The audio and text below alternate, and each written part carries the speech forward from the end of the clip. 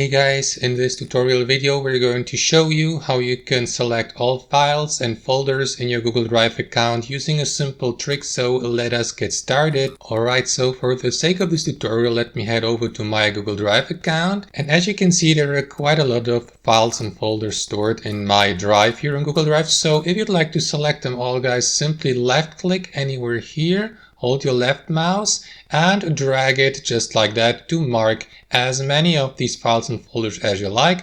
And once that's done, simply release your left mouse and there you go. Now these files have been selected. So that's one option.